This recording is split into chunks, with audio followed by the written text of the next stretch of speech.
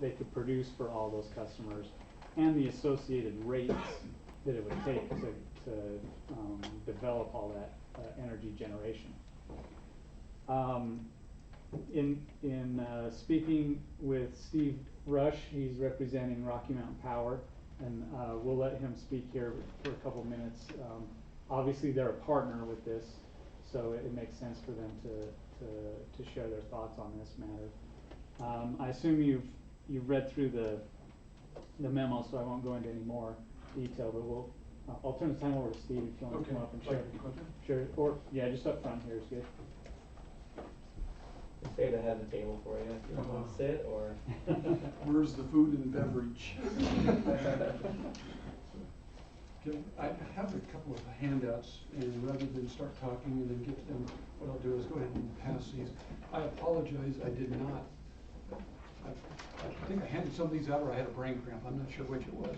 So I'm going to hang on to one of these, and if we could share a couple.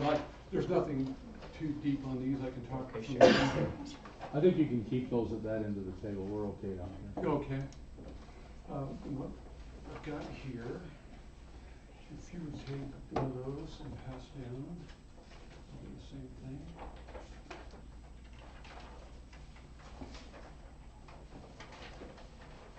Brody and I talked, I promised I'd be brief. So what I'm going to do is try to take a really high-level approach, hit a couple key things, and then best answer questions. A couple more of these to pass down. This is not quite death by PowerPoint, but it's close. Most of this will be a resource for you to consider afterwards. So let me go ahead and get started. First of all, Brody and I had a chance to talk a little while back, and he had some great questions for me. This is a complicated subject. So House Bill 411 was several years in the making. It was primarily driven by Salt Lake City, Park City, and Moab, just for everyone's recognition. And as Brody pointed out, we were a part of it.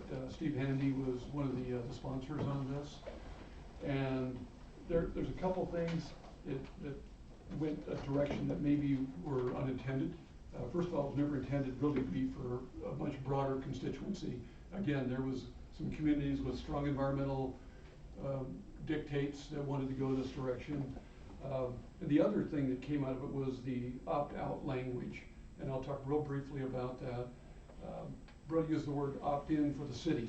Pass a resolution by December the 31st, and that says we have an intent. If this goes further down the road and Syracuse adopts this and stays with it, then opt-out becomes a big deal. Our customers, your residents, at that point have to literally say, I want out, I don't want to stay in this thing. Now they'll be given 3 chances in a month, and one of the things that we discussed at length, a lot of folks don't read the newspaper, they don't read the monthly bills and the statements that come out and the things that we send. So our genuine concern is there will be many people that, without realizing it, are opting in because they did not opt out. So that's kind of a thing. So with that said, what I want to do is talk about what Rocky Mountain Power has been doing for the last couple of years, last number of years, not just a couple. We have a thing called an integrated resource plan. And what that is what our resource is going to be, what we're going to generate power from. And the main sources are coal, natural gas, hydroelectric, wind, and solar. We take this integrated resource plan and we have to go before the Public Service Commission and get their approval on what we're going to use for resources and how it's going to be billed. They're the ones that set our rates. So that's kind of an important thing. And one of the things I've sent you, handed out, let me get the right picture here, is this one, Serving Utah. So on the back of it, front talks about line miles and how the transmission connects and everything. On the back, that picture down below showing the U.S. is of interest, and it's critical to us because we have made a commitment to keep our rates some of the lowest in the nation. And if you take a look at where Utah falls, our rates on average are below 9 cents. You go to our good friends in California who've made some different decisions than us, and their rates are 16 cents or higher a kilowatt hour. So our customers have told us when they vote with their checkbook and show up at hearings, that reliability and the best value you can give us are critical. So we have pushed really, really hard to maintain lower costs and a high level of reliability. I think we've done a pretty good job at it.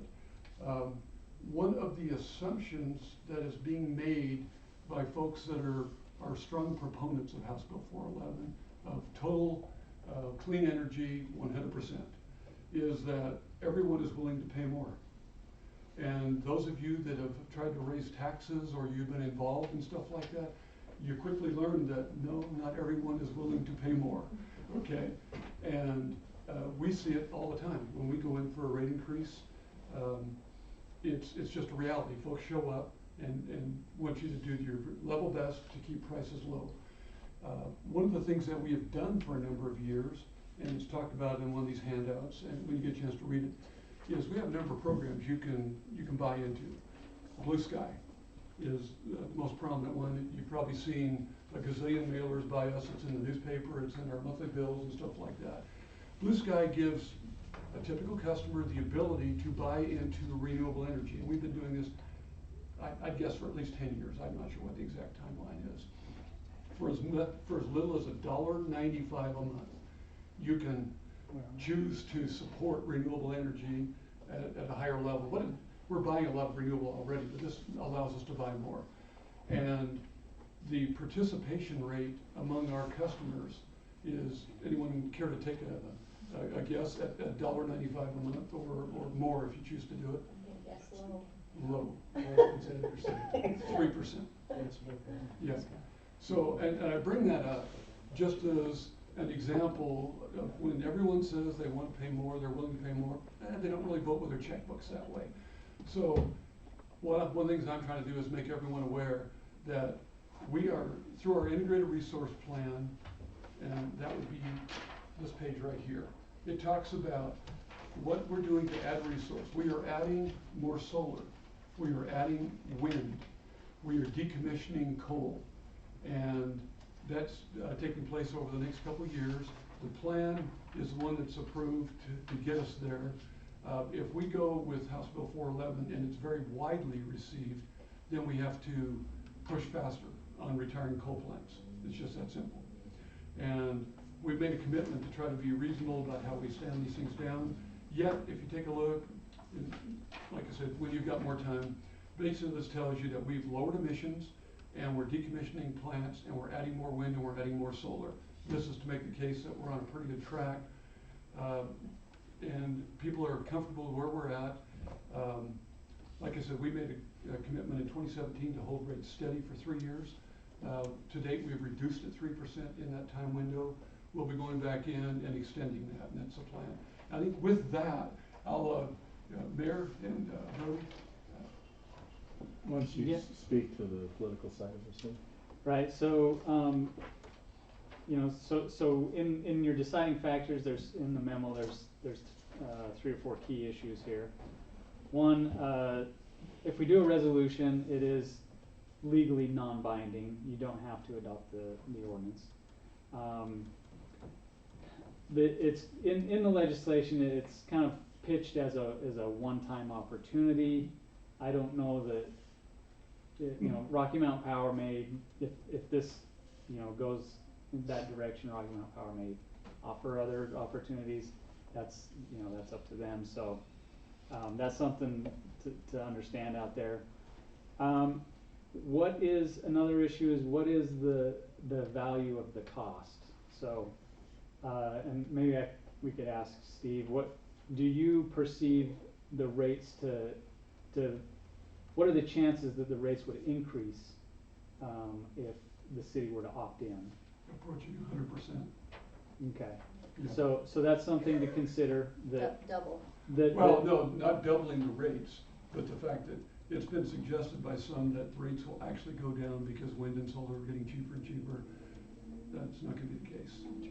You know, I can't guarantee anything, but our experience has been that renewable energy still will cost more for a while. The price is coming down. We're putting bigger wind turbines in. Solar is getting more efficient. Battery storage is a part of it. But we just had a conference call with our CEO this morning, and he said, the outlook to get to totally 100% renewable is not on the horizon.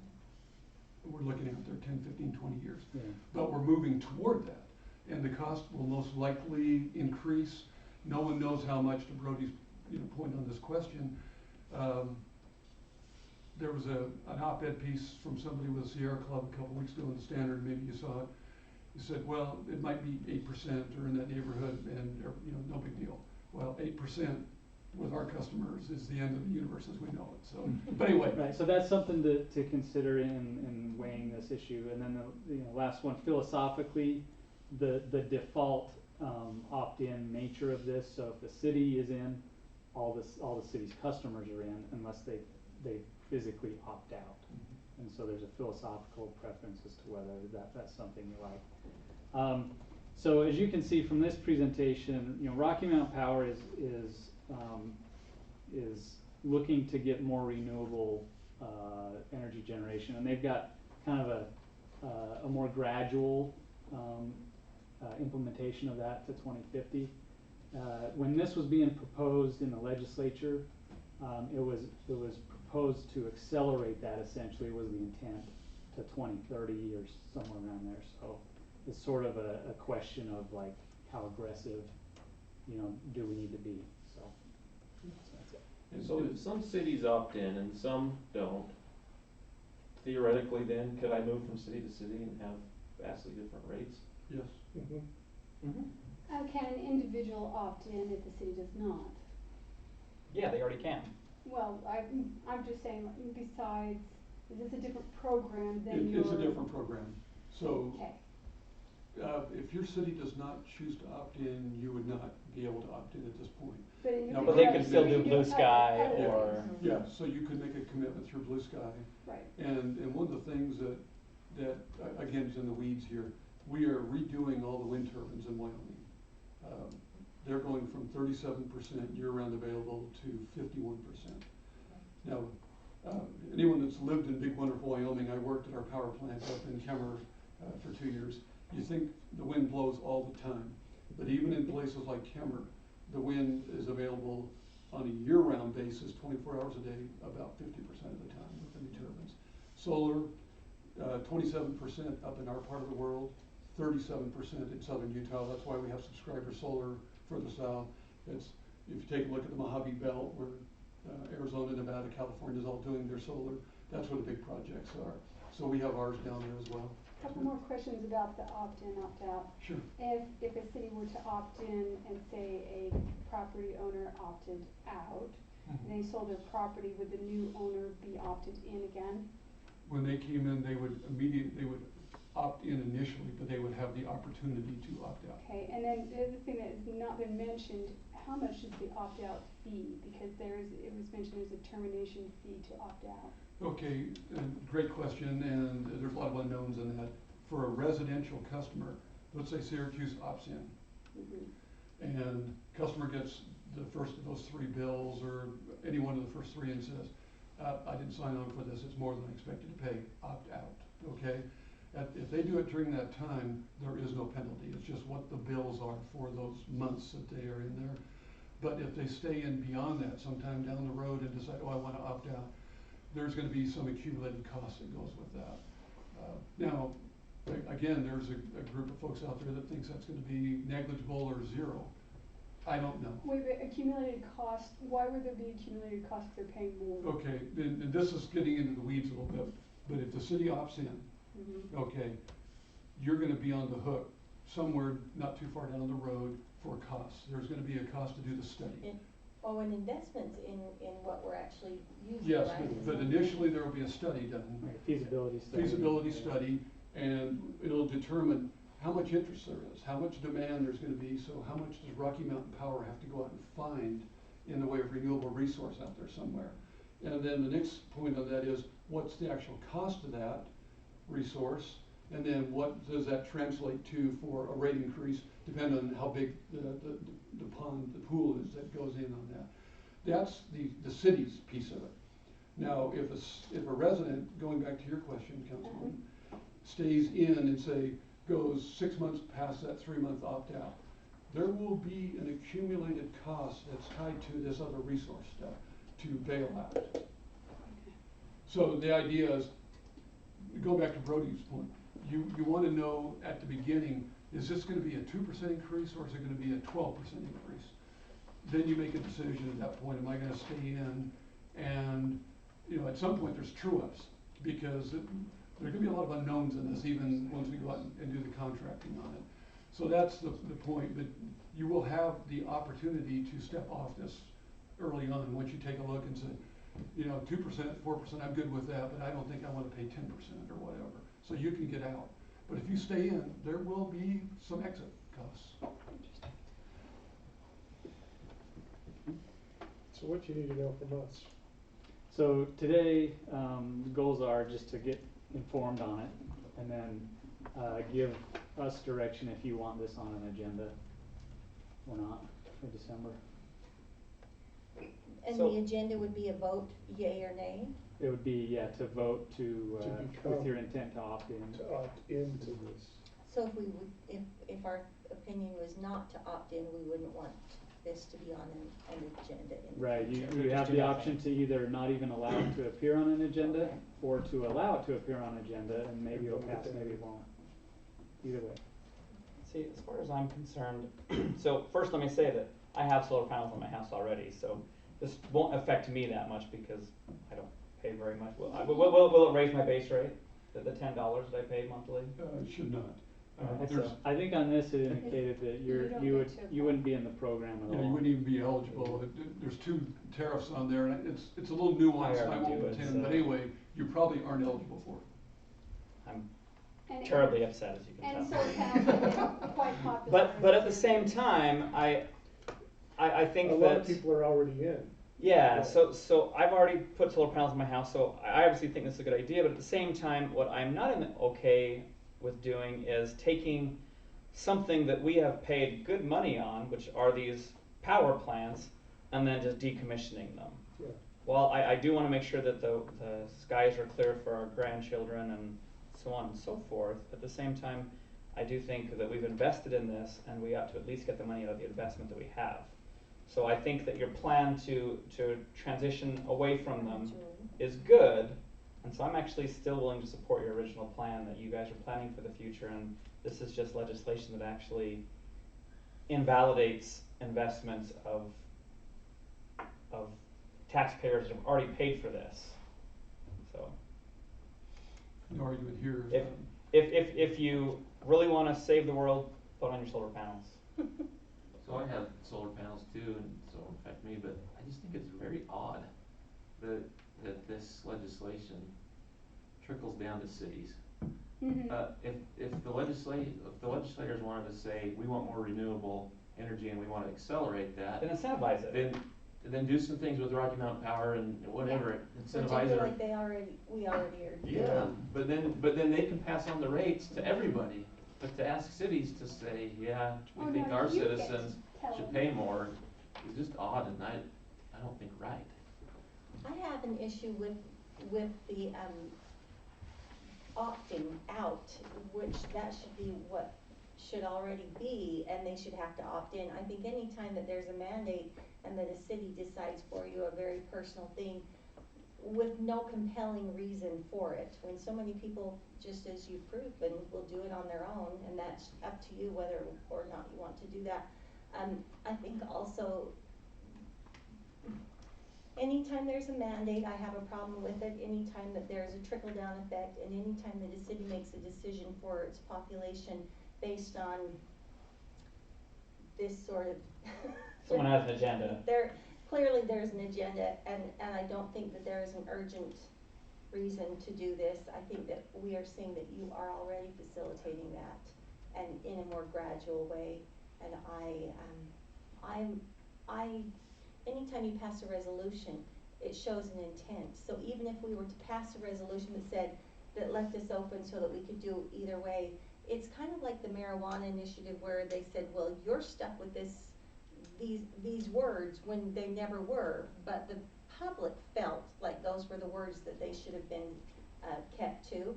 We know that legally that was just an initiative and it needed to progress past that, and then they would write the bill. But in this case, it always tends to be that if there's a resolution, there's a feeling of intention, and there would be an idea that we were backing it fully, and I'm not prepared to do that. Council, can I move us forward? Do you wanna see this again, or is this something that you think you I- want I don't, I would prefer not. and I don't, more than anything, kind of what Doug brought up. I don't like telling people what they're gonna have to do. I kinda am more for personal freedom, that everybody can opt in. You can do it now. If you wanna sign up for Blue Sky, do it. Do If it. you wanna sign up for I recycling, don't please think do. we should be telling everybody what they have to pay for that is a choice. Well, and it's also just the overall, it's gonna cost more just to do studies, that's painful to tell people. Steve, thank you for your time. You're welcome. Thank Steve, you thank you. for providing the time. I think the management has an idea of what you want us to do. Yeah, I think it's pretty clear. If you need more Thank you. information, we'll get back. I need some clarification, council. Do you wanna move pickleball up? Yes. Okay, let's move Yeah. pickleball They- up. They've been waiting a long You're time. welcome. Hi, Ray. Resta. Morning. And we've got 20 minutes, council, for this. Okay, because we have 20 minutes and I know we've got a lot to discuss, I'm not gonna go over the factual summation because you guys have already read it. The one thing that I do wanna do to say that I didn't put in there is between the August 27th meeting, when Kelly came in and talked to it with you guys, and the Parks Advisory, that she also met with Councilman Savage and Peterson, and I'm not exactly sure everything that went on there, so if you guys wanna add as we're going along. But we do need to discuss where the location is gonna be for the pickleball courts. There has been talks about providing matching funds, and then Which we need council's agreement on, Right. obviously. We didn't make promises, but we said we'd bring it to you. right. But that was a miscommunication, and so we wanna get all of that squared away so that we know what's going on. And then Kelly sent you guys all a email kind of detailing what she would like to do, whether it's private ran and fees waived, or city ran and having the fees diverted as a fundraiser. So those are the things that we need to discuss. As I told you before, it was taken to the Parks Advisory Committee, and the three locations that they liked the best was, number 1 was Founders Park, number 2 was Stoker Park, and number 3 was Rock Creek Park. And so that was something that, if you guys wanna talk to that about with the council. Sure. So what we had talked about is, this one has a lot of balls up in the air because it has to do with a whole parking lot rebuild that we've been discussing with the east side of Founders. So we've talked about doing some land swaps and working with nearby landowners to try and develop a parking lot, and in conjunction with that, try and fit the pickleball courts in a location kind of where the old Bowery used to be. And so this would be kind of, it would require all of these things to kind of fall into place. And so while this one's a little more complicated, we think this is ultimately the best location because we already have power in the area. We already have parking set up that we're already planning on. And so it kind of seems to be the lowest impact and possibly the lowest cost to put it there. So that's kind of the preference. So I guess, what are your thoughts on And that I'll just location? add Go ahead. that as we looked at locations, it was also thought of what would be highly used and what would be best, especially in light of regional park, someday having a whole bunch of courts. Right.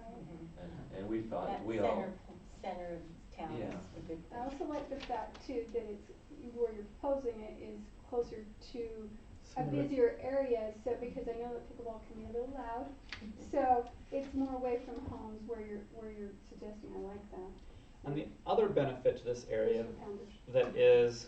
that we've discussed briefly on, but in talking to other cities, generally when they've had issues with a park or area, the best way to resolve that is to actually bring more people to that area. And so we've had some issues with some of the attractions in the immediate area, and so the hope is that not only, yeah, to getting more adult people in the area will actually help with some of the issues we've been having in the area. You'd be the ones in charge of crowd control. So You I could be a think- deputy. I think that Founders has a lot of potential. I'm hesitant to commit to a location until we've really evaluated what we're gonna do with the parking changes, because we've talked about that for years and years. And I think that's priority one, is that gets solved. Agreed. And if, in solving that, we need this area for that solution, that's a greater need than that location. I'm not saying pickleball is the need, but that's a greater need to solve parking in that area. Right. So I'm concerned about that. This To is the me, first one that the committee was in favor of. But to me, Rock Creek is a non-starter because we've got open space. I would not take away open space. And, because that's at a premium, that's hard to come by, big enough for other activities. They were proposing at on the west side, As In long Marsh? as Creston knows up on the where. top, up on the west side up by the There's an area. playground. It's kind of sloped. You haven't been there for a while, I can tell, so. I think he knows which I one we're do, talking I just about, know but that I'm that just saying takes they're a- not proposing Okay. down Okay, in so there. so that was anyway. the third. Not in the marsh. The That's second the was last. Stoker. And Stoker, I think that our And by the long-range way, that plan, drain was fixed, by the way. is it finally fixed? It was I've fixed this not last seen it fixed. No, Robert fixed it and it was drained right off and they were actually reseeding it and the grass is growing again in that drainage area. So- Mosquito abatement was happy too. Good, all that's good. Yeah. So, Stoker, our long-range plan was to keep that viable for tennis. Right. Meaning expansion of tennis. So if we take that away, I mean, that kind of contradicts our long-range plan of doing a major pickleball complex at the regional park, because we were saying we wouldn't put tennis in the regional park, but we would preserve location to expand tennis somewhere else. That's a good point, but I think you could do both at that park and not lose programmable open space, because There's not a lot not a there. lot. We don't program there. There'll be, So- teams that do football, but Talking one of the Cliff reasons why Elementary. I think Founders is a Stoker- possibility, Park. What were you but, so saying? I'm not against that. My feeling is that, and Kelly can speak to this, but I think they're looking for a commitment so that they can say, as they're fundraising, we have a commitment. yeah. Now, I don't know that we can give a commitment to Founders, but we could give a commitment that we will provide land for this somewhere. Well, Not I sure where it will think be, that but that's just a general. gimme that we'll find a way to provide land. Well, I for think an Rock amenity. Creek is a great place and so is Stoker's. I really say this is a benefit and it's gonna only get. I think I'm we'll keep disappointed all that- three of these in the, Disappointed Linda Vista didn't get more consideration, because I think that's very central but whatever. Not so much if we have the regional park and we end up with pickleball courts right down the street there, then I think we'd prefer to go a little further east, wouldn't we? Well, I mean, And or parking- or I'm at okay least with more either one. And the center. locations you might maybe thinking are far away from parking too, you don't wanna park on Gordon, so that's Yeah. kind of a thought there. anyway, so those were the three. Whatever, that's not the. Yeah, I think like Doug said, the issue is that people are asking, they don't wanna give money to this unless they can say where it's at. I don't know We're how you building can it here. really say that though, when we don't have a projection for how things will change. If somebody said to us, what I'm hesitant to do, I'm very open to say, let's commit to that we're gonna, if the money surfaces, we will build it within the city.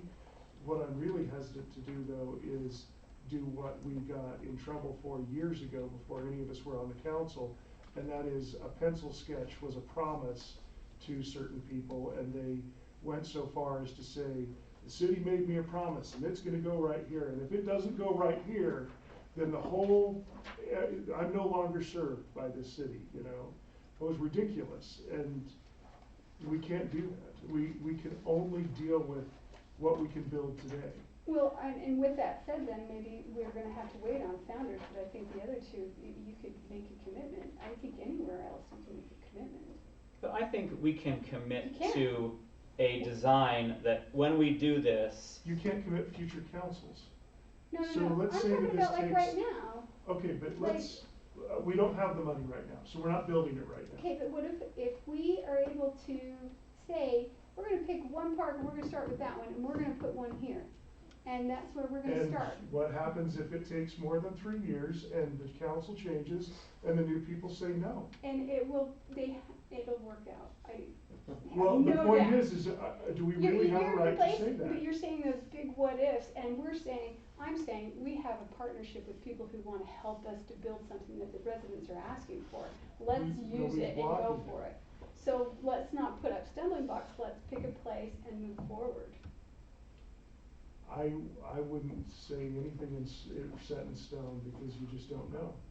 I think we can commit that it'll be in one of the 3 locations and with the preferred location site at Founders. Yeah. No, No. not yet. Can they say anything? Sure. Okay, Yeah, you have to get the mayor to And then, recognize and you. Krista as well. Okay, Krista's I, fine. what you guys are saying is fine. So, after emailing you all back and forth, and Doug gave us some great advice about just saying it will be some, just let them know it will be somewhere. So we started saying it will be in Founders Park, unless a development that they're working on goes through, and if not, it will be in Rock Creek. And once we were able to at least give people, it'll be here or there, but it's coming, that's when the donations started coming through. So with that said, nobody who plays pickleball wants to see pickleball in Stoker Park. Just, that's it. So we were saying, we never No. mentioned it. We're at number 3. How Just come? said, Too close to Did they give you houses. reasons? Too close to Yeah, houses, too yeah, loud. that was Lights one. and sound, yeah. Yeah, so we started saying, Founders, unless this happens, and if that happens, the city said Rock Creek is the next big. So, Well, and I don't But have a Founders, problem if that's the saying problem, Founders a problem too, cause there's a house that's right there. But see, I don't have a problem saying that Just we're one. looking at this, if this is our number 1 choice. If that doesn't happen, then we have options and Rock Creek is an option. I have a problem with that. I have a problem committing a future council to say, that's my spot. I'm okay with that. That's not right. You're okay So with you're fine what? with I- just saying here or I'm here, okay with saying- These are the likely options the city's places. considering. If you don't want that much, you bet. yeah, if it could be, if we could go with Founder or Rock Creek, that'd be really great. Council, can you give that a nod? And if we can work out Founders, obviously that's the priority. Yeah, I think Yeah. that's the best spot, Founders if it seems works the out. best spot. But again, we have to see when we're ready to build.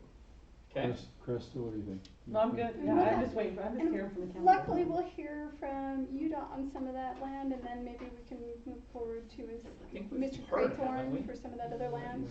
It's, We'll have to see. there's more details. Oh, for crying out loud. Hey. It's all government. money. You would We only have expect. 20 minutes, so let's Okay. move on. All right, let's go. Okay, the Let's next go. thing was, matching funds. And I wasn't privy to the discussion before, and, Kelly has brought it up, and so council hasn't decided on this, so this is something that definitely needs to be discussed. So this seems like it actually has to be a vote. I think it does, but I think you guys need to have that discussion. We need to think have we- it all. But I think we could nod an intention though tonight, and again, I think there's a lot of balls up in the air, to use your phrase, that when we were talking about budget items, but I think we can express our intention. So, can I add something to that discussion that might help you kind of facilitate it? Everybody needs a deadline, right? So what you could do is, you could give them a deadline to raise the money, and then, That for makes this fiscal year, you could, indicate tonight that if you're willing to match, you could indicate tonight that you are willing to match, and then we'll start the process for a budget opening later in the year, and you can actually reallocate money, showing it in the budget that it's there. If they were to actually raise the money, then you've got the money budgeted in your budget to match it. And if you wanna extend it an additional year, in January you'll have a new council, and you can make that commitment, cause it'll be unless someone leaves, it's the same council, so. Right. If you even gave them a deadline of 2 years, you should be okay. And or if one situation works out, we're able to build it, hey, can we build the other one? Mhm. Let's start this over again. And I think it's a great thing that we got a 50%. yeah, how often do you get someone, a group willing to step up and say, you know what, we're willing to meet you halfway? And aggressively pursuing it. Yeah. Okay, but there's Which is great. I think Brody brings up an interesting point, that we have to probably put a cap on this, because our ability to match extends only as far as funds that we have.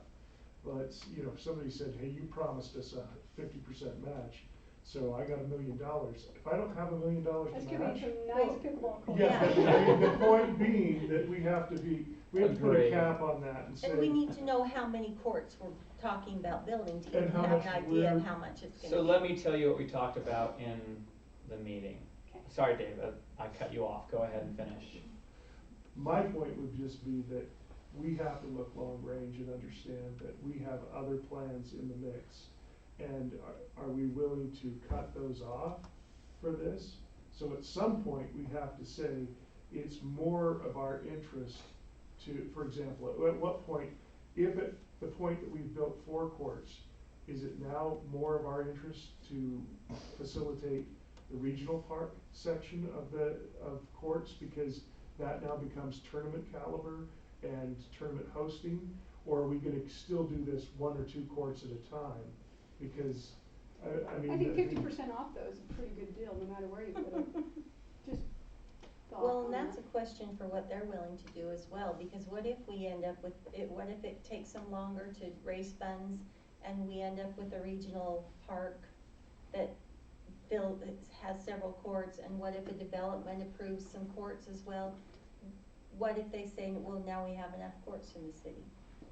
Where does that I don't know if they'll money, ever say there's where does enough that courts. money If go, you or really like what, it. what's their likelihood, what do they want to do on that? Preston, were you gonna say something? I was just gonna say, we need to also look at, it's great to say, yes, we're gonna be matching funds, but we need to look at like where those matching funds Yeah, are where gonna do they come from? Because when Kelly and I had a discussion, some things were thrown out of maybe where funds could come, and for me, I was like, no, you can't take that, you can't take the parking lot over at Founder's Park because it's deteriorating and stuff.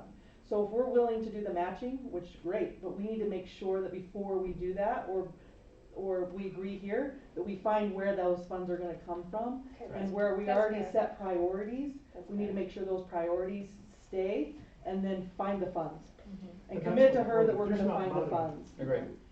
So what we had talked about is, so when we had originally talked, they had said that they had estimated that, you know, there was a possibility of 4 courts, 6 courts, or 8 courts. And so it was basically a 60, 90, 120 thousand in that range. And so that's what we talked about. Obviously, we have to get that approval from you guys. So we need to look if we'd be willing to, if they can raise 60,000, that would be half of 120. 4 courts. Oh, I see. If they could raise 90, that would be half of 6 courts, and if they could get to 120, that would be half of 8 courts. And I Those think that obviously they were decided- estimates. Those were estimates. Right. We'd have to get the final bid and Which things budget like do you that. have 120 in that you're willing to go for? That's what we needed to talk to you guys about to see what we want to do to pull, where we could pull that from. Well, and see, next year, the budget's gonna be coming up, and if that's where RAP tax, if that's where you guys wanna go, is RAP tax, then we're gonna have to adjust the 5-year plan of where the RAP tax was going to, or, Well, I think you're gonna have to there's pull it from general, things like that. That's what I think we have to think about before, Right, because agree. there's funds that's already been component to this, and we have put in to, place. before we set a Airline. limit, we have to understand where this money's coming from as well. Because if the city ends up kicking in the money for the first half, and then you expect the city to match, then that means we're not raising anything, we're just paying everything. Agree. So I'm concerned about that. Which is why we do need to consider if the money that, I know that Cresta has to be a moneymaker. I mean, your job, Parks and Rec have to bring in revenue to sustain it, and so we do have to be careful about not double dipping when it comes to, if we were expecting to make money on leagues that was going to go towards our portion of it, then we can't hand that over, because that is that's us coming up with twice as much. That's twice as much money. Council, in 2 minutes, I'm gonna ask you to give us some direction on where you Okay. go. I'm concerned that, First and foremost, we tasked Cresta with being solvent as a Parks Department. Years ago, they didn't give her any support, but they also didn't see solvency. We really went over a lot of things 4 years ago, and she has done an amazing job of becoming a solvent department. What we can't do is take the revenue that makes Parks and Rec solvent away. Agree. So what was in the agenda as far as can we allow leagues, I think that anything that happens in our facilities is run by our department, and that money that's generated goes to keeping Parks and Rec solvent. So I'm gonna propose a different approach, where I agree that we cannot run it and give all the proceeds to this, but we can let them use the court, and on a volunteer basis, let them run the program and let them use the proceeds for the courts. And I'm okay yeah. with that, but I don't think that we should be paying employees to Then run we're a league. taking Yeah. then we're taking our facility and generating money, and then asked to match that money again. That's double dipping. I Well, disagree. but I do You have a know- volunteer program Right. raising You don't have funds. to And I do know that Staff. Cresta originally Yeah, were, okay. We do have to was pay going to staff. do a couple of days a week, so what if we split it? What if we open it all days of the week, and we bring in volunteerism, and that can be, we can give you a portion of the proceeds as long as you're providing some manpower for us. But we do have to oversee it. I think it's crucial that we have our department running it from the beginning and organizing it, because there's so much that goes into it. I was even considering the registration alone has to be organized and supervised in a certain way, and I think we talked about, insurance has to be involved in this, so if Anything that we were to happens- supervise it all and then break it into pieces, if we have some volunteer support that makes it so we aren't paying manpower for it. We've seen over the long history of RAC that anything that happens on our facilities that are city-owned is the reputation of the future of our programs. And so you can't, it's been suggested, I mean, I'm trying to treat this like we've treated everything else. Think about when we had somebody come and propose that they take over all Parks and Rec for private use, and, you know, we take them over as different programs and say, I'll run it, but then I want the revenue out of it. And that we can't operate parks that way. Parks has to be sustainable. We have to have a park staff, no matter if we run these leagues or we let somebody else run these leagues. It's not a volunteer thing. We have to facilitate the staff for that facility, period. We still have to have people at the front desk. We still have to have manpower. We still have to insure the facility. All these are expenses the city's already bearing. Let me propose a potential blend. Because when I think back to when my wife taught an art class for the city took, I think, 30% and she got the rest, but the city advertised it and they provided the room and whatever. What if this was a joint effort? Right. And to Dave's concern about double dipping, that let's say it makes $20,000, let's separate that and say that this goes toward the project, leaving $100,000 that we will then match 50-50. Does that make sense? Mhm. 50,000, 50,000, but that 20,000 sits as a donation from both parties to the project. I think you're robbing the Parks Department of being solvent. Parks Department has to make money on their programs. That's how we pay for all of our parks people. But there has to be, you know, pickleball courts in order for it to run. I mean, you can't. They're willing to pay 50%, Dave, 50%.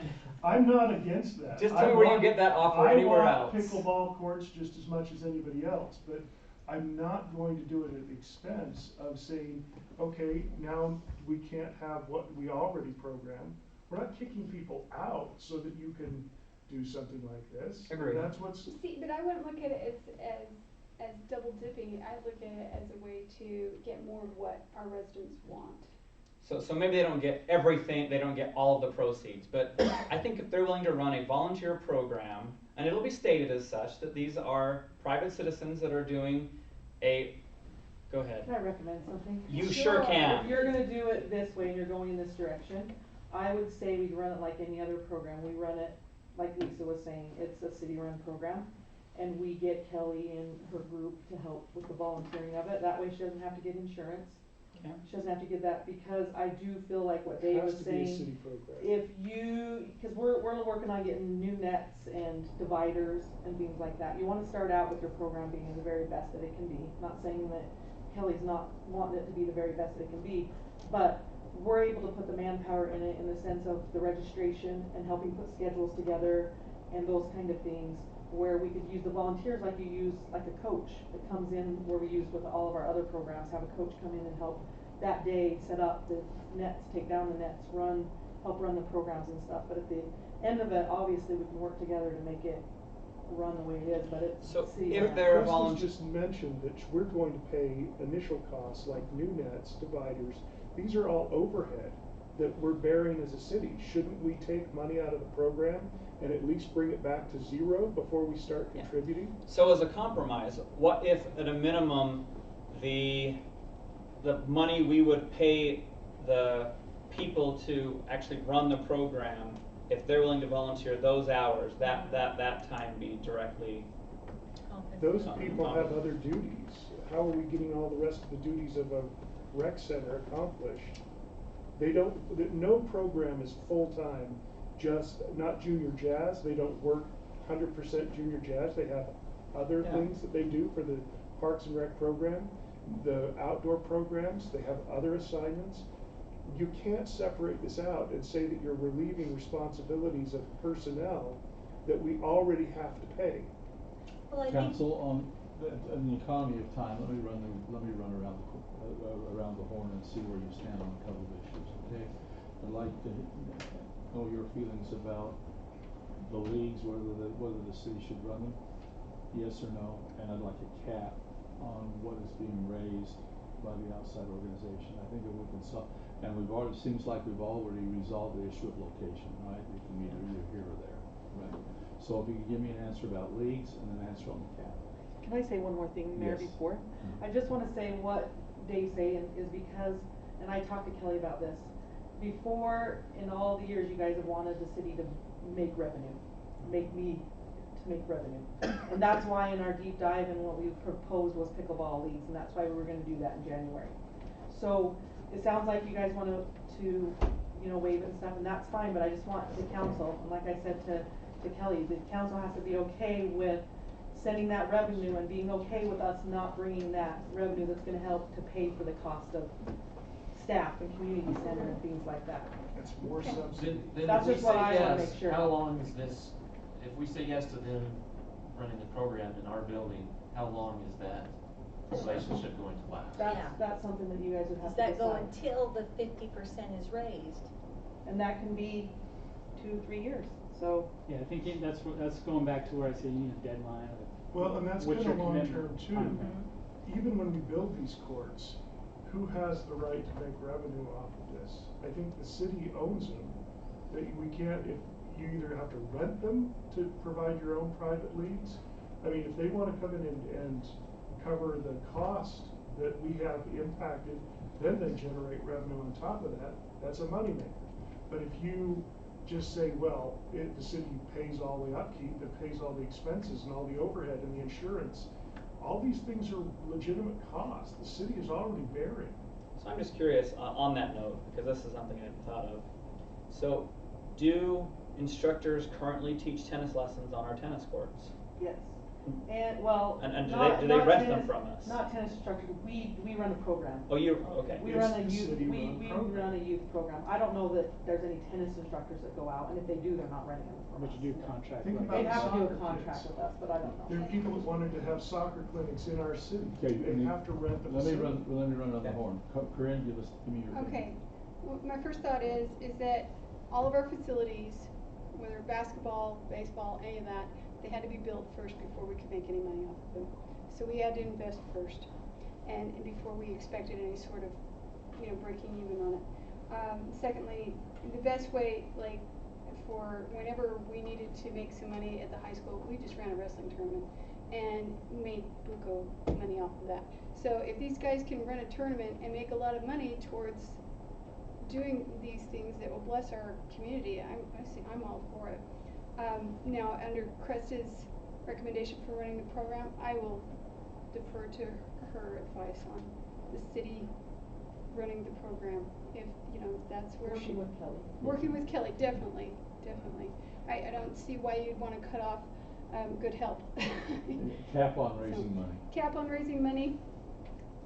I don't know how much these courts cost, so what are we? I think Oh, that yeah, your goal wait. was 90,000, right? It was 1690, 120 were the three areas. If you guys wanna say, well, you know, we're gonna put in a whole bunch of courts down at, So if one. the other- Wait, is Their there goal one was that 6 gets so tossed? 60, We wanted 4, when we met with the Parks Advisory Committee, they wanted 6. Any city that we've talked to that has gone with 6, they say they wish they had 8. But we're running for 60,000. And if we get there and we have momentum, we'll run for 90. Let's start with 60 and then go from there. Okay? That's right, so start with 60. Okay, how about a deadline? Deadline? I'd say 2 years. Okay. Jordan?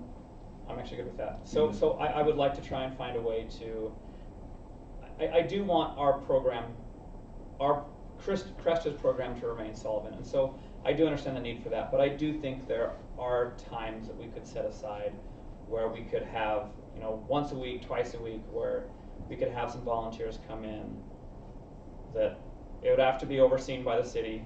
I think that's kind of been made clear, but at the same time, I do think we need to make room for people that are willing to step up and do something good for the city, and we should be supportive of that.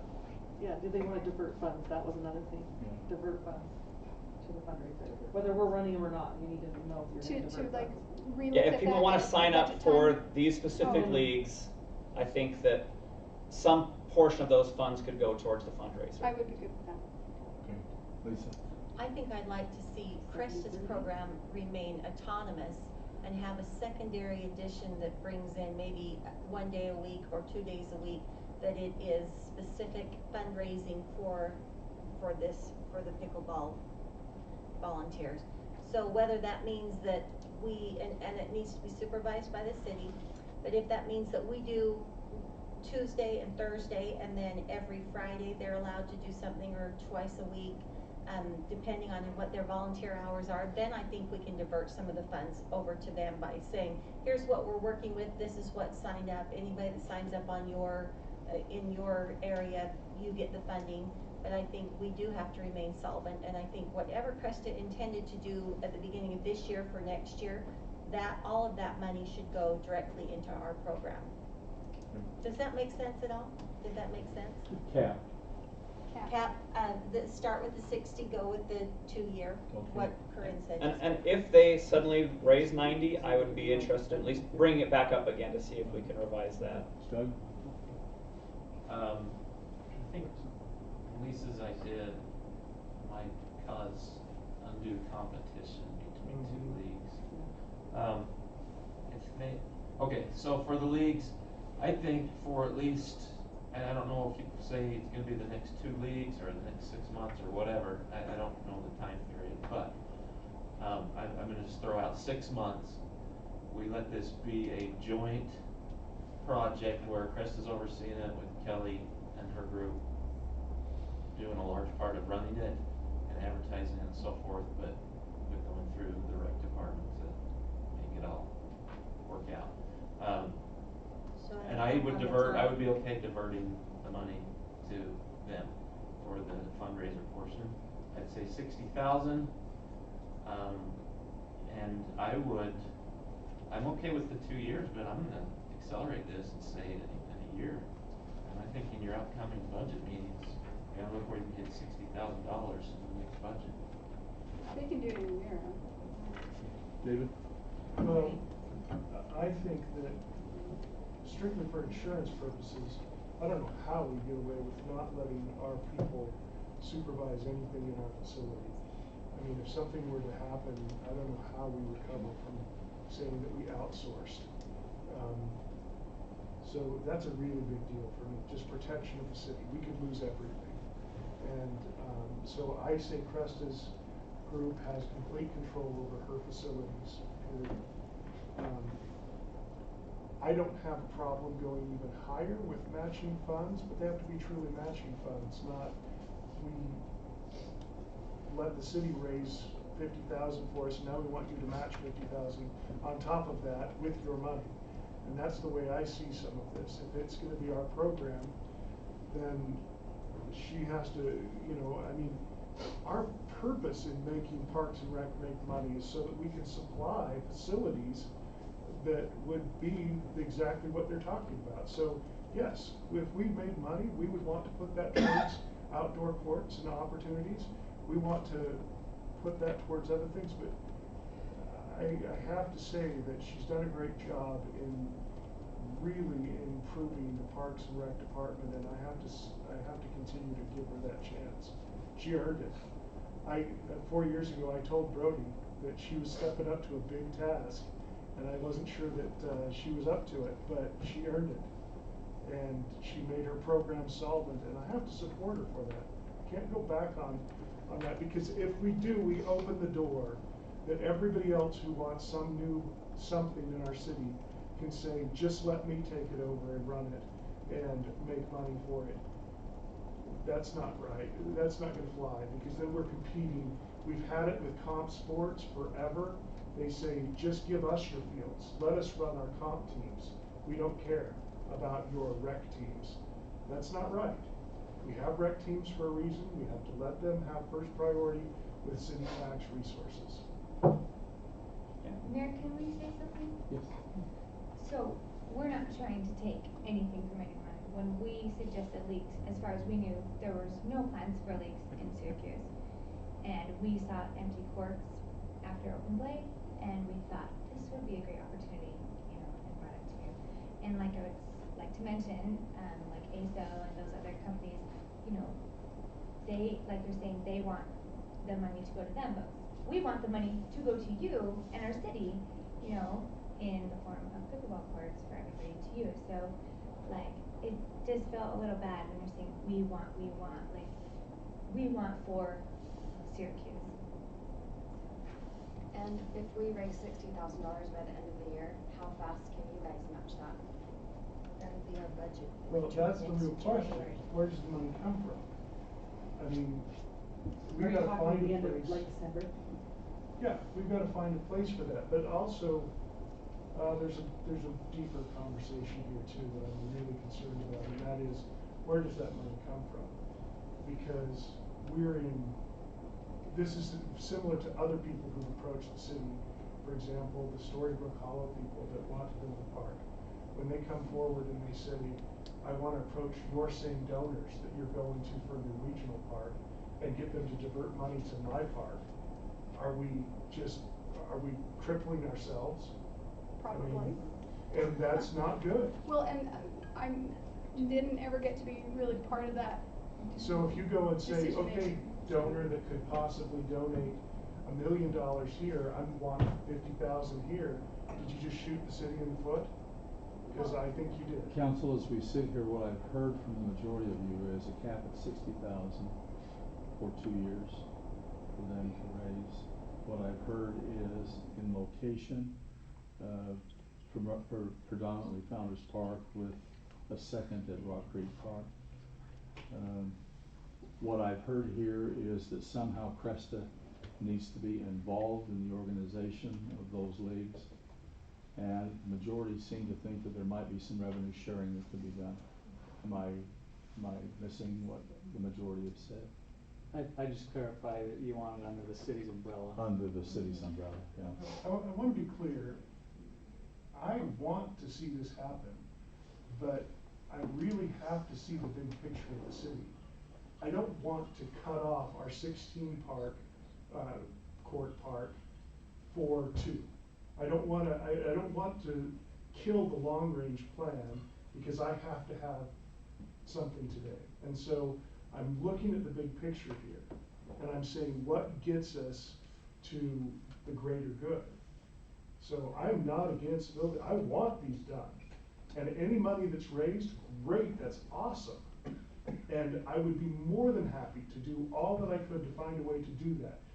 But I'm really, really concerned with the way this got approached, that we're gonna cut off our knees to say, I have to have something today. Council, thank you for your discussion. I think it's been good discussion. Do you have the information you think you need? I think so. Okay, all right. Noah and Brian. When I ask you if you would defer for a bit, Brian, I hope you. Happy to do it. Engaging conversation. Oh. My family doesn't like me that much, so. Not for tonight at least, right? Yeah, that's right. Let's go to item B. Okay, this is ongoing discussion about shoreline. This is a rezone preliminary plat and development agreement. So there's about 100 pages of information in the packet, a lot of stuff, but let me just point out the most significant changes to the plan since our last conversation. We've had a lot of discussion about on the west edge. I pulled it up on the screen here for you.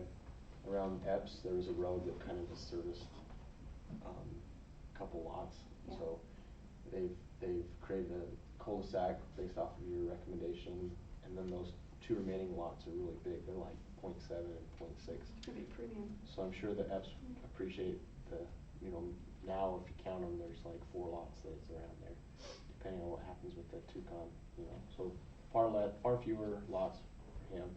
Then there's some concern about the common space and being constricted, so they've changed that so it's a little bit wider in there, but this diagram pretty well sums up the density distribution.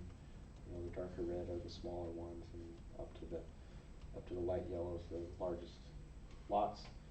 As far as staff review of the preliminary plat, we've been working with the applicant to bring it into compliance. The staff reports were in the packet. The development agreement, Paul's been working with their attorney, so pretty well there. And as far as the rezone, that's up to you guys. It all kind of goes as a package deal. But yeah, that's the update. Has there been any change to groomed green space? Yes, there's some more detail in the packet. There's concern about what we call groomed or manicured open space. There's a landscape plan. It wasn't clear how it had changed. If we could just address those changes. And Brian, would maybe you like to Brian, do that? yeah. Absolutely. Can you do that? Yeah, absolutely. No, if you don't mind pulling up the, yeah, there it is. Trying to here. What do you want, the detail sheet or the? No, just the overall landscape plan, which I think might be right there. I think it's this one. It'll open. Sorry. I really had struggled. There's a bunch of it in the packet. I know my packet for some reason would not load like this, like similar to this. Yeah. I was unable to see all of the pages just because it would not pull up on my device. There it is. There it is. So if I'm understanding your question, it's just what are the amenities? What is the manicured green space? What's specifically your question, Jordan? So has there been, so in talking to the residents, they wanted an increase of green or groomed green space that could be used as a community gathering space, as opposed to, a lot of it's wetlands, and they were just concerned that it was all gonna be weeds and there would be very few manicured locations. And they said, as it was in the previous depictions, that there was very little groomed green space. If you could just address that, if there have been any changes to that plan. So, in terms of changes, I think it maybe be good just to review what we're doing, kind of start from there. So Noah's kind of zoomed in on 2700 South. So as you come in, we've got trees 40 feet on center. That's obviously not common. All of the park strip between back of curb to the sidewalk, all of that is manicured open space. And then in a lot of locations, there's you've got the curb there. You've got the back of curb. The park strip is manicured, irrigated green space, turf, sidewalk, and then in this instance, you've got that same treatment all the way back to the church's fence there, as well as shrubs and other things, as well as a bench for an access there into the church. Hey, Brian. across the street.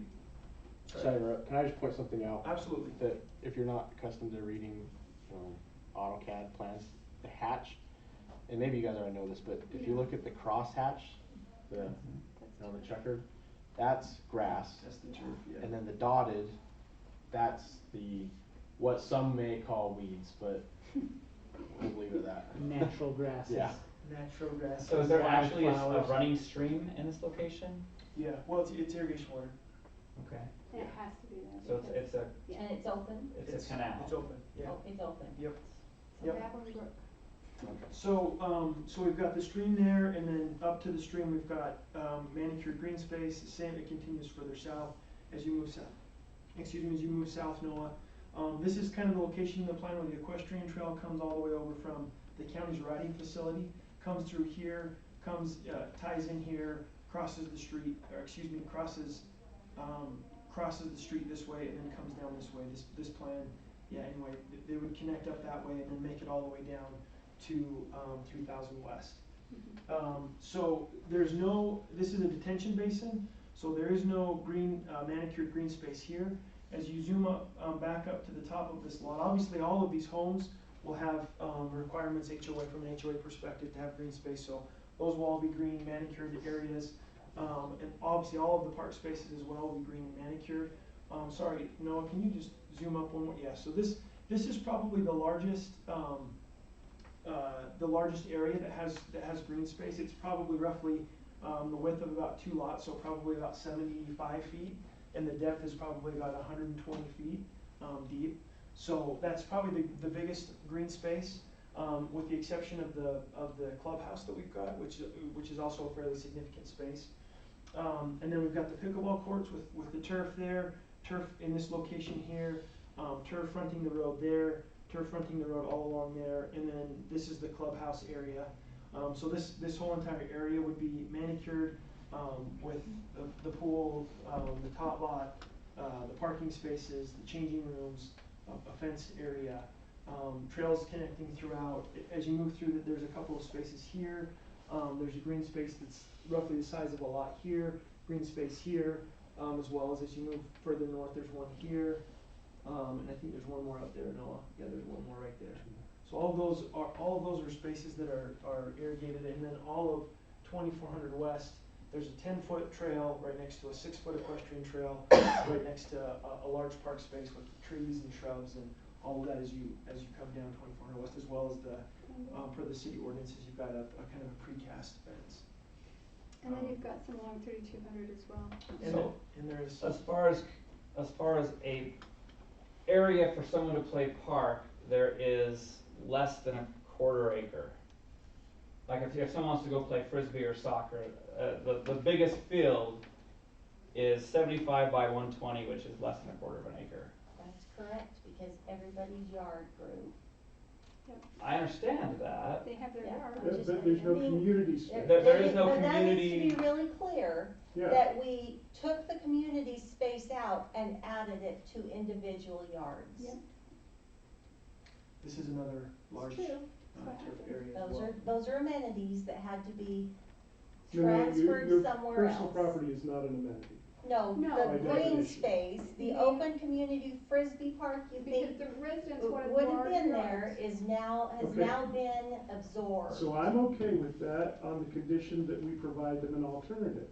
And that's where the money comes But you can't for have a it- regional park. You can't have it both ways. The alternative? But, so, meaning, if there was enough of a contribution that we were actually going to break ground and build space that could be community use, you could argue that there's not a need because it's serviced somewhere else.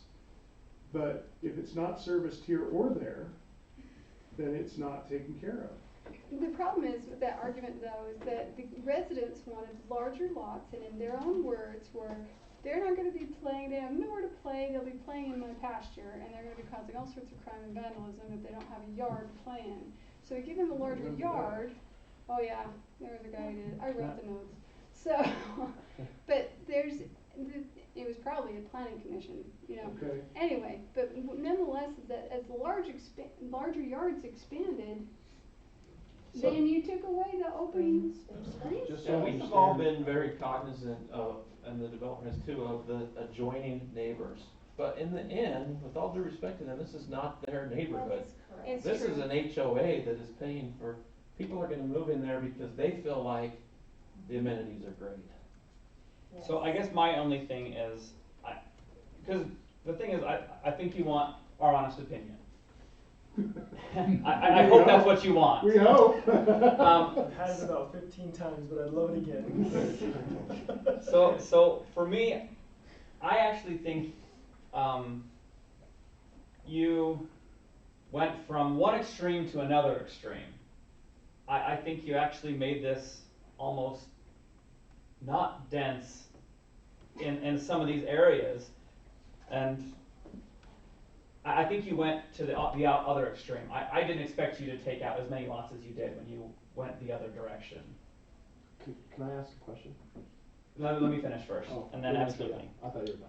And so, while I'm grateful By that the you... way, we call this free debate. Okay. I guess for me, I just think that we went to the other extreme, and now there's actually very little places in this community to call it, I mean, there is a pool, which is fantastic. I love the pool, I love the pickleball courts.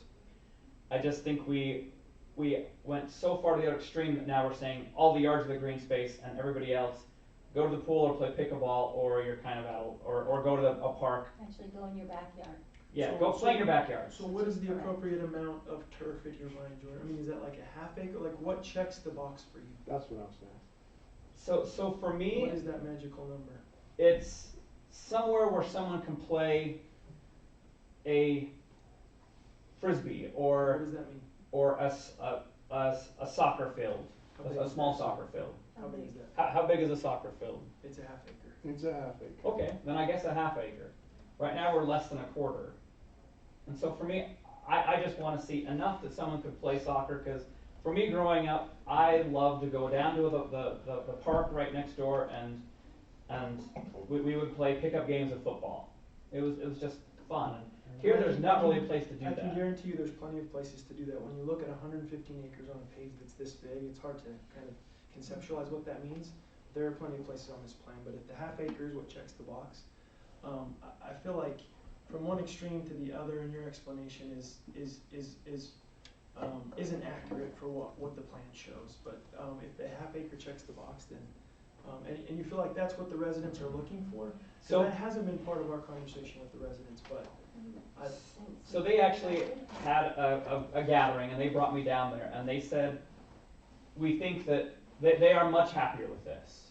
Their only complaint in all of this, and admittedly, like it's been said, this is not theirs.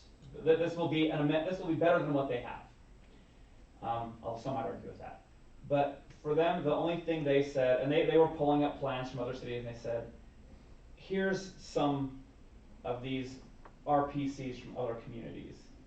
And they showed, they had large grassy areas where people could go and play. Did they And they also said, have this wetlands? doesn't have that. Did they have wetlands they were dealing with? I don't think that Regardless you of can. wetlands, though, you have to acknowledge that people space is not wetland space. Okay, but they were also saying though that they needed nature and all of those kinds of things. This is open space. I would be remiss if I did not represent what they said. Okay, And I but can this is- appreciate that, but in my opinion is in a planned community like this, a full half acre equivalent to a soccer field is too much. I think it's wasted space.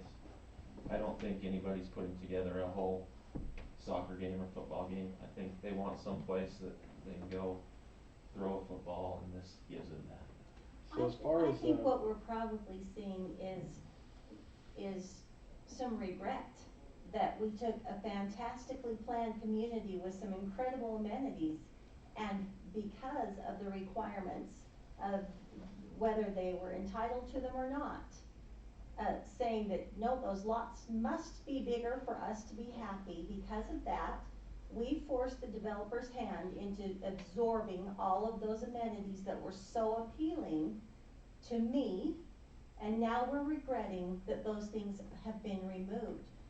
And we cannot say that because he's forced to deal with wetlands and a lot of open space that must remain in that natural state, that we also want all of the amenities or most of the amenities that came with 150 more homes on smaller lots that would have addressed our affordable housing and that would have made this a true planned community. This is different. So you have to look at the layout of it and say, yeah, we lost some things, and I will go on record as saying I am disappointed that we lost so many great amenities, but we are not entitled to require that after we've already said remove 150 homes. Okay, for the sake of going forward, I absolutely have to insert that when it comes to wetlands, we can require them to do things, because we will deal with this. I'm not so much concerned about this particular development when I talk about wetlands, but there will be forever developers who say, I have wetlands on my property and I have to do something about it. Now, if they want to develop around them, they have to mitigate them. And that there's a process for that. And they could do that too.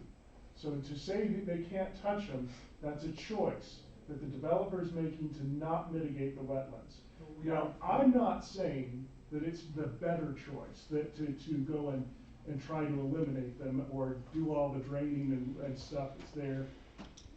In the scale of this, maybe they're okay, but for the future, for future developments, if a developer comes and says, I have wetlands, you need to give me considerations, there is a process that they can go through to deal with wetlands. So are you suggesting that he hasn't gone through a process to deal with wetlands? Oh, no, he's made a choice that he's going to Has he keep done some of studies? them. Has he talked to the I'm saying that- Army Corps of Engineers? Has he Yes. dealt with those Yes, he things? has. Yes, yes. Okay, but And the it- Army Corps of it incurred Engineers great still cost. gives him options. Now, I'm not saying that he's wrong, but if another developer comes and says you have to change all of your development for my wetlands, we do not. That is not accurate. Well, no, it was the residents who wanted the entire development changed for larger lots. That, you can't have your That's cake and eat okay. it too, that's the problem. So let me say that, I love this plan. It actually took out more homes than I thought was going to come out.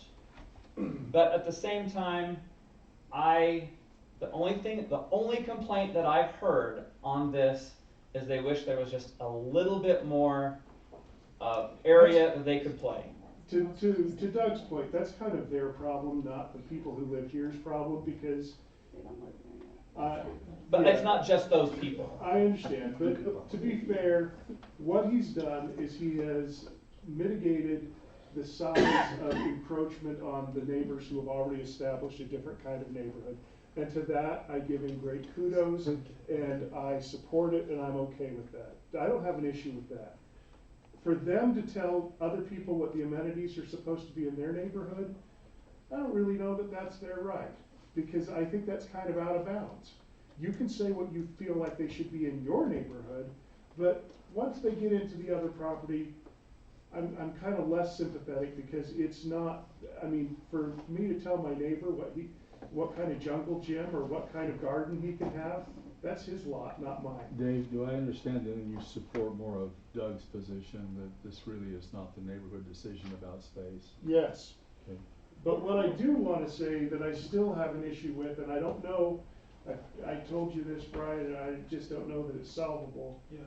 The concept of an RPC, while this is a well-designed community that I don't have a problem with per se, the concept of an RPC that I have an issue with going forward is there's supposed to be a significant benefit to the overall community that we are giving up higher density for.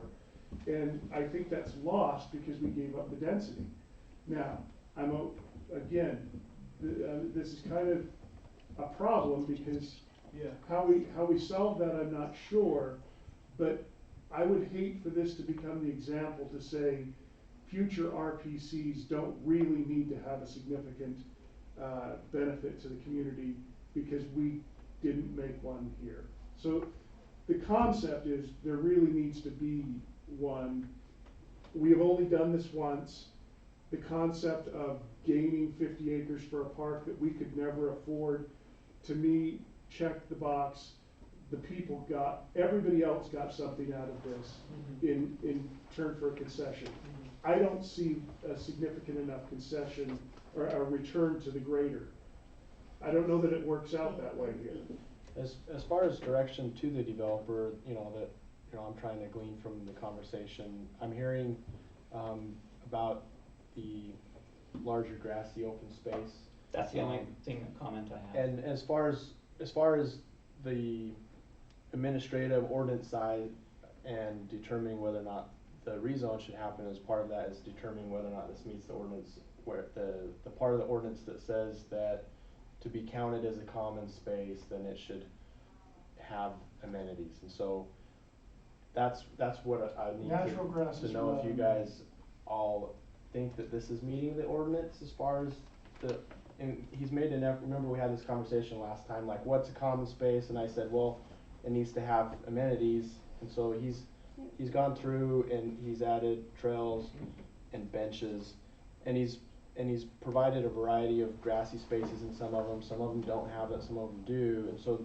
my question, I'd just like to know, and I'm sure he would like to know, as they prepared these detailed preliminary plat plans, are there any substantive changes that you would want to see as a collective group to his plan to satisfy the demands of the ordinance, saying that it has to be common space? You know, has he done a good enough job in adding those amenities to common spaces to count them as common spaces?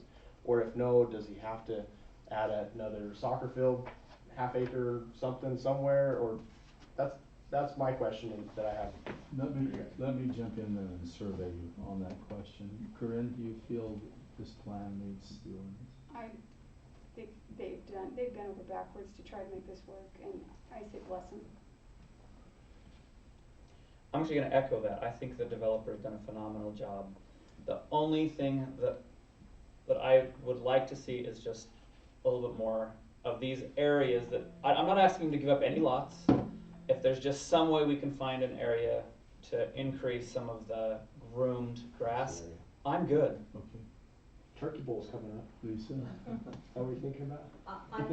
I think this is very, very acceptable. I think it's beautifully done. The landscaping is beautiful. They'll spend a lot of money, just on the trees alone are going to be prohibitive. So I think that they have gone to great lengths to do that. Doug? I think the open spaces meet the code, and my argument for that is not even so much the benches and those kind of things, but it's the pool and the trails. And I think when you have trails like that, even the surrounding phragmite or whatever it's gonna be, is part of an amenity, because people love our trail along Bluff because they can feel that they're still in nature. Dave?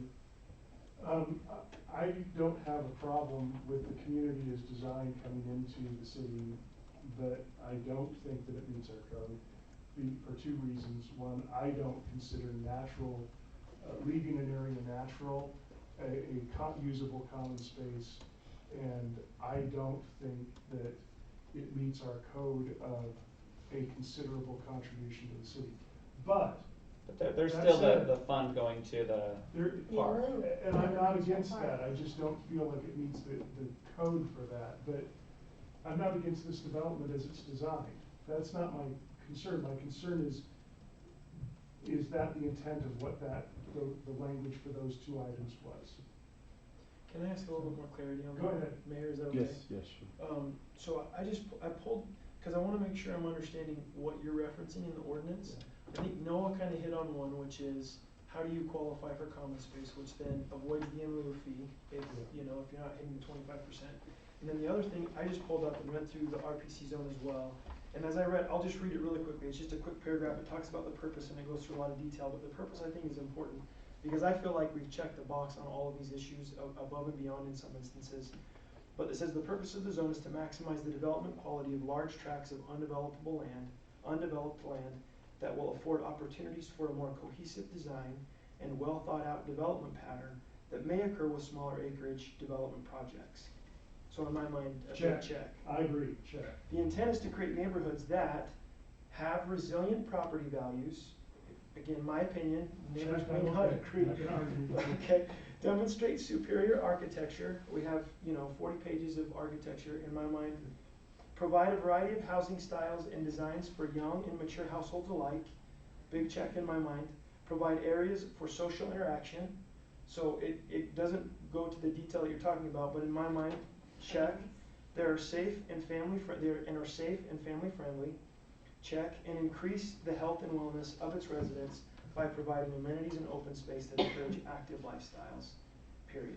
And then it goes on and talks about a lot of things, obviously with details and that. But to me, It's the other part, I have no problem with any of that, I Yeah. agree with you, I'm Yeah. not gonna contest that. yeah, The other part where is significant, contribution to the greater community, I don't think you check that box. and where is that in the ordinance, Noah? Am I missing that? I'm not sure exactly which ordinance you're referencing, Dave, but I'd be happy to look for it. Yeah, cause I've read it, cause I looked for what you're talking You're about. talking about the And that's a purpose high statement? hurdle. I Mhm. mean, all of those items are high hurdles. Yeah, it's a legislative decision, so if you don't feel like it's the right zone for the area. Again, I don't have a problem with your design here as far as a community.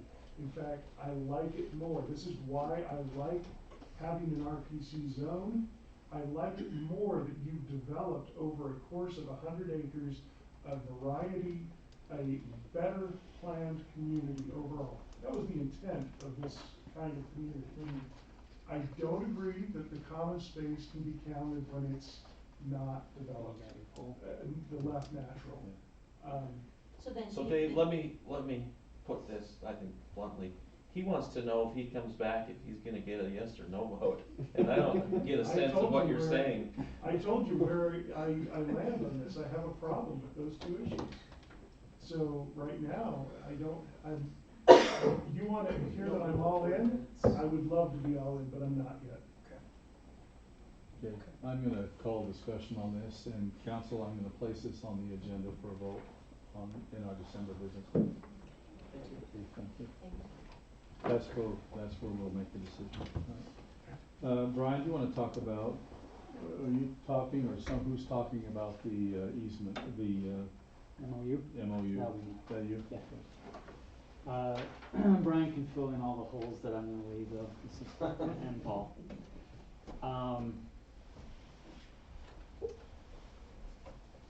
Okay, so Monterey Properties LLC, that is the development. The representative was Alan Prince, who came through and got the zoning approval for a PRD on Bluff. Is everybody familiar with this development? In order for that development to facilitate the sewer and stormwater, they will need to put in some lines in the ground that will actually be underneath the future West Davis Highway. And so they've worked with UDOT on, it would go across UDOT property, and they've worked with UDOT on a high level, and that UDOT has said, yes, you can do that. And so they'll accommodate them. The way this MOU works is a three-part agreement, where they would allow Monterey Properties to come in, get a permit for the line. They would help them locate where it is based on the design of the highway. The Monterey Properties would give the city the $10,000 for the easement, cause that future line will be ours to maintain in the future. And then UDOT will be credited that $10,000 for all of the land trade and dealing that we're doing with the highway. So instead of it being paid to UDOT and then, shuffled over to Changing us, hands, yeah. changing hands. It kinda cuts through the red tape, if you will, and just gets us the money, and then we'll just credit them on all, as we true up all the properties, when this highway gets gets done, so. So help me with why this isn't a no-brainer, because right now it sounded like, It is a no-brainer. okay, there we go. So we gotta get sewer and storm drain across the freeway. Which we know we have to do, and Yeah. better to do it now. My, Buckets. Just wanna make sure you my understand. only that. real concern is, You're in charge of the sewer. are we buckets. gonna be held Every day and then take up by the design of the highway? Is that gonna hurt the Prince project because he has to wait on them? Right, they've said that won't be necessary. Okay. Yeah, they can work with them. Done. Yeah, Okay. awesome. Any other discussion? Got Look that how short. Look how we knocked down now. Corinne, you wanna talk about the job corps? Yes, please. She Okay. uninvited us, thanks a lot. Well, Some of us are not as popular I as was she is. confused by this one, so yeah. it's in negotiations, because apparently I don't know. Apparently the mayor and the city manager and the attorney are back on board. So, they have a new director. And she had gotten permission, the gal that's working with CTC, she'd got permission from their previous director at Job Corps.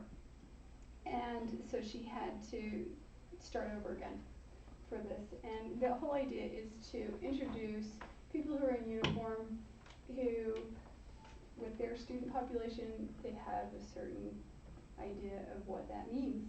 And they want to change those attitudes. And so they want to invite them in and let them have lunch with them and change their opinion of our cops and our firefighters, and that those first responders are their friends, and those policemen are there to protect and serve, and not the other experience they might have had.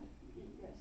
So in principle, I think this is a great idea, but I'm just confused why the Syracuse police are going to the Clearfield Job Corps. We're also working on trying to get the the Clearfield on board with this too. Okay. But it's because of our relationship with CTC, and we've been having meetings here, and it's Plus, Well, we it end up with a comes down bunch to of them this. from Quickest, CERT easiest. too. And they right? also Job do- Corps at CERT. And they also do come to our They've actually community. discontinued that. It really comes down to this, Jordan.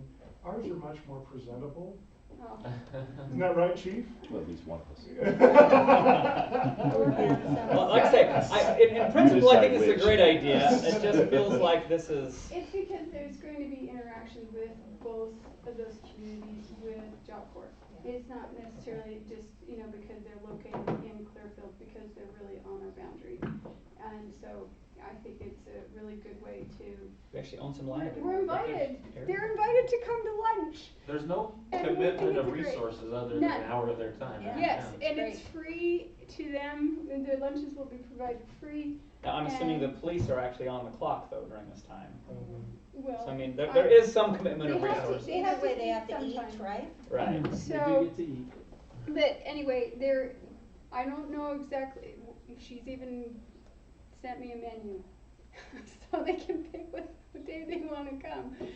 According I to did what. see a menu. Yeah, there's even a menu.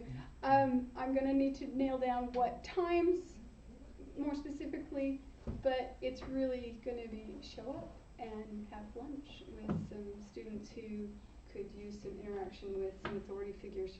And they prepare the food that's part of the Yeah. culinary program there, right? Oh, okay. Yeah. Is that risky? Yes. Well, mix, No. get all the Yeah. plates and I'd mix eat them it. up and make sure that nobody knows who's getting I, the I just know that the stuff I made in home ec, question. It was pretty risky. No, It's pretty risky. This is all overseen, and they're great group of kids. They helped us with our CTC grand opening at the water park, by the way. We couldn't have done it without them. So I think that's also part of this relationship that's growing here. in principle, I have no issue with this. Cool, and so just saying FYI, it's happening. That's great. Not yet. And no more, Council's not You invited, but you'll we bring it don't, home. they don't interact with us like they Uh, do. Yeah, that's during true. the day too, so. Yeah, no, I think it's great. okay. Thank you, Corinne. Dave, on discussion on the Arts So, Council? I brought forward this to ask, the orchestra's in a situation where we've lost resources that they used to sustain them. Had those resources still been available, I would encourage us to let them continue to use those because it's affordable and it mutually beneficial. So the one question that I bring forward, and I'm just leaving this up to the council, if you think it's a good use of rap tax to buy a set of timpanis so that the orchestra can continue with that. They've raised money for bass drum, snare drum, cymbals, lots of the percussion that they were already renting, but they didn't raise enough money to cover that. And so they have a concert before our next meeting, just throwing out the question of that. Now on the second part of that, can I take that later? Can we just ask this question first? Mhm. So, what are your feelings? Is this a good use of rap tax or not? That's a different question than my feeling about it, because would it qualify for rap tax? Yes. Oh, yeah. But, I just have to ask the question that we ask, and you've asked before, is there a better place for this money? So, Yeah. $10,000, right? Yeah, That's a lot of money. To me, I have lots of residents say, build that regional park and build those pickleball courts. So for me, $10,000 goes toward that before it goes toward a drone. And I want to support the Arts Council, but I think they're just gonna have to continue fundraising for that, in my opinion. Lisa? I agree. I think there are so many other needs that we have, and like you said, it qualifies for it. But I would like to see them maybe start charging for some of their concerts, and maybe there would be more value placed on the concerts.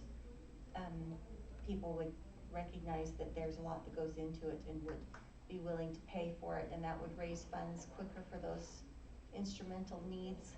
But I would think that's. say on that subject that there are a lot of kids who have to go to concerts for a music class of any different kind.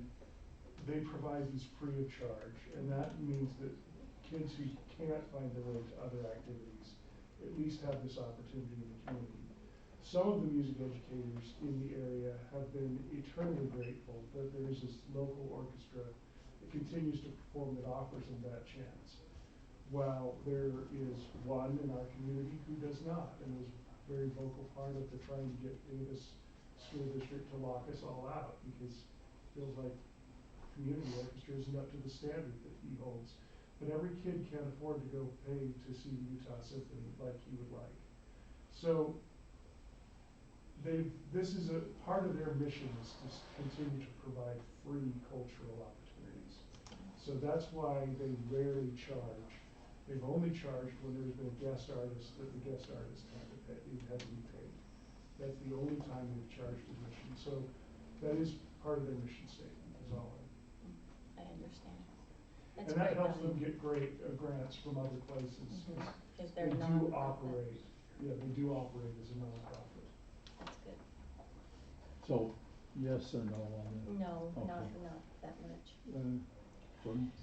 So when we were doing the piano, that was, it was gonna be used by a large group, we could use it for multiple purposes. We had lots of interest in that. We had one that was just not functional. And so the piano for me was a no-brainer. Giving the Arts Council free use of our facilities, awesome. I'm all for that. But at this point, I have to be honest, I don't really know what a timpani is. It's pedal drums. Yeah. Pedal drums. Big copper pedal drums. Yep. I can't, is an orchestra still an orchestra without a timpani? I don't know the answer to this. Yes, it can be.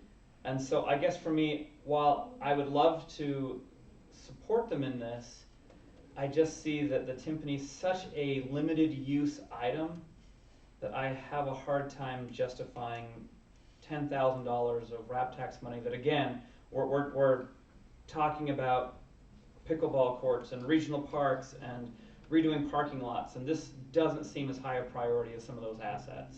So I'm not going to counter that, because honestly, I brought the question fully understanding that the answer just might be no, but I had to bring the question forward because that was the question. And you should as And I'm their okay liaison. as their liaison. But I do want you to think of it not in the sense of one person's instrument, but the benefit of everyone who gets to attend the event. So that, I think, is the only fair part of that I'd like to correct, is that everybody who gets to witness this is a benefit of that. Everybody who goes to a concert. And that's fair, but is an orchestra still an orchestra without a timpani? They would argue no, but I'm not gonna argue with you. And to his point, the ratio of piano players to timpani players. I mean, I have 2 children who play percussion all through school, and we have a full drum set in our basement. I know exactly what a timpani is, but at the same time, I can't justify it. Sorry. Okay, so that's one settled. I'll just take back the answer that we are not justifying rap tax. And that's okay, but respect that I brought the question forward because they're struggling with that problem right now. The bigger question that I do bring forward, and I would really lobby for your support on this one. The policy that came out of the blue in fall this year of the Davis County School District saying that we don't owe the communities anything.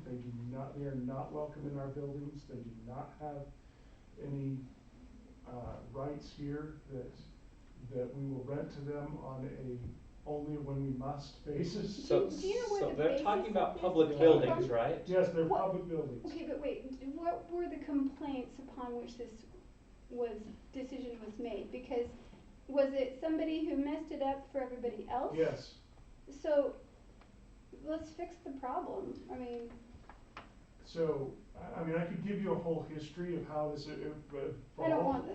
But the real history, the real bottom line is, I mean, there are a couple of people who were continuing to complain to say, we don't think the public belong in our facilities, including our auditoriums. They were a very small but very vocal group. You know how very small but very vocal groups work. But what happened was there was a significant event at the brand new Farmington High where somebody destroyed some very expensive and very brand new equipment. And so the policy just came down out of nowhere and said, there will no longer be any participation or use of these facilities in the following ways. And because we kind of have to share auditoriums, we'll make it as hard as possible for you to share our auditoriums, but we still will at this high price. What I bring forward, though, let me throw this out because this is key. We have mutual agreements with these facilities that long precede the current superintendent. And we provide a lot of services, as does every city. Sure. To a Now, high here's school. another question though, along with this. There are charter schools that don't have to live by those rules. That's right. They make their own rules. They That's have right. orchestra rooms, they have band rooms, they probably have timpanis. Have you talked to them? Well, yes, I mean, it would be nice if we could perform at, say, one of the charter schools, but they don't have a big enough auditorium as is. They Well, only but I'm- seats like 300 maybe. So that's been a problem. Just, it's But not big at the enough. same time, would they rent you their timpani? Would they That's let an you open practice que- there? Would they? Yeah, so they're junior high, so they don't have the full facilities that others do. But, you know, being able to practice there versus perform there, you're still planning on performing at the high school, correct? Yeah, but right now it's an instrumentation thing more than anything. We have a place for them to practice. It's working out great on our end, I hope on your end. No problems, so the rehearsal space is The only fine. thing though is like, then once you do obtain the equipment, you have to have storage space, and then also, okay, whose equipment is it? Is it the arts or is it cities? And so forth Right. from there. Right, if it's And- rap tax, then it is the cities. Right, Which it's not in this case. right. If it's the orchestra buys it, it belongs to Yeah. the Arts Council. I understand, right, and so the question is though, is if those situations change, say we build another police department, which has been thrown around in the future, where are you gonna go? You might wanna think about that long term with them too. Well, okay, but for today, the question is it appropriate that we as a city, or maybe just send the mayor to COG to say, can we consider how this has affected other cities as well? Other city organizations that have just kind of been thrown out of the places that they regularly held community events. And do we approach as a group, whether it's a group of cities, a group of mayors, do we recommend that the Davis County School District reconsider this? Because the vast majority of people that we're hearing from in the arts community is that this is a mistake that they've made, and it really is hurting culture of the county wide. I mean, a lot of people have come back and said, why is it that Weber County can have all this stuff, meaning they can go into the high schools and hold a concert without the pushback of, you're not welcome here if you're a community group. And just like when you were saying about the free concerts, my kids grew up having to go to concerts where For every music class. and for whatever instrument was being played, they had to witness that instrument being played. Luckily in percussion there's a lot of them, so they all count. So it's not just timpani alone. But at the same time, we went to several that we had to pay for. I'm talking about school concerts. They charged all the time. Oh yeah, they do charge for school concerts. It's a racket. Yeah, it is. I And know, it's how they purchase their music though. Yeah. So And there's you instruments and. you pony up. If you want your kids to be in arts, you pony up just like in sports. I pony up to go to the games. I pony up to watch my kids compete as well in other things. It's part of it's not all of it is free. I'm sensitive to the fact that that's good for a lot of people, but it's not good for everybody. There are people who can't afford it. So, my opinion on use of the auditorium versus use of instruments is actually two separate opinions on that, and I don't think that's what you're asking though.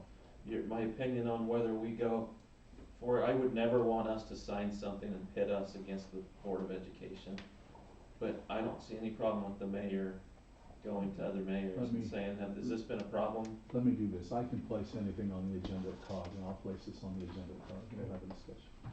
And the school board is there. Great, see what they say. See what they have. Because what we're hearing from the greater arts community back through our arts board is that it affects much more than just us.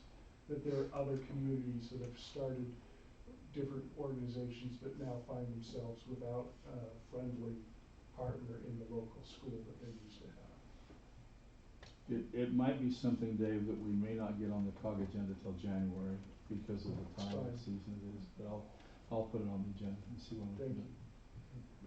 That's it. All right, council, thank you. Let's go back into our business session. If you'll remember, that's where we were originally. Make a motion to go into closed session? And make a motion to go into closed session. I have a motion, do I have a second? Second? I have a motion and a second. Any further discussion? All in favor? Aye.